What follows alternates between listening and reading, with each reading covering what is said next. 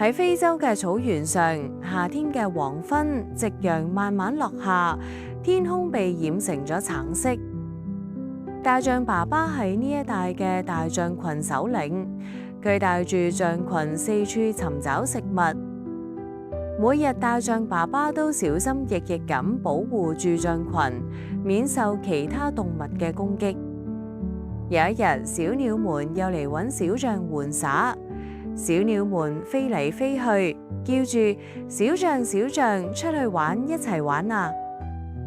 但係小象記得上次出事嘅經歷，於是佢拒絕咗。我唔想去玩，我要聽爸爸嘅話。小鳥們有啲失望，但其實佢哋係嚟求助㗎。原來小鳥們嘅鳥巢被猴子佔據咗，大鳥媽媽喺保護鳥巢嘅時候受咗傷。小象聽到呢個消息，心裏面十分焦急，決定去揾大象爸爸幫手。小象跑去揾大象爸爸，話俾佢知事情嘅經過。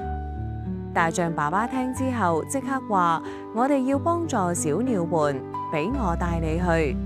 於是佢哋一齊出發，前往小鳥嘅屋企。途中，佢哋先去揾樹林裏邊嘅麻鷹小姐。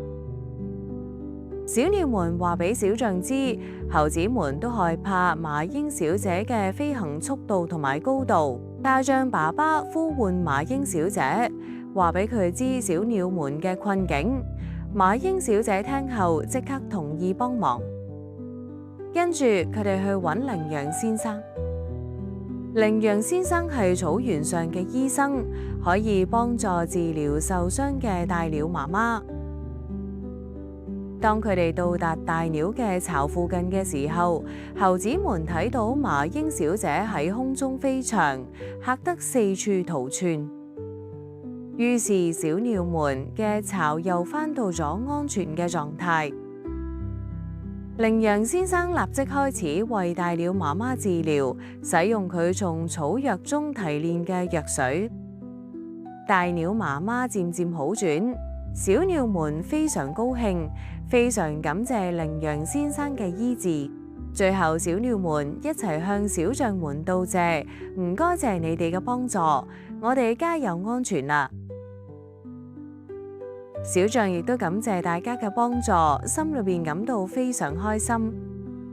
喺返屋企嘅路上，小象學到咗勇敢同埋團結嘅意義。佢知道朋友之間要互相幫助，先至能夠克服困難。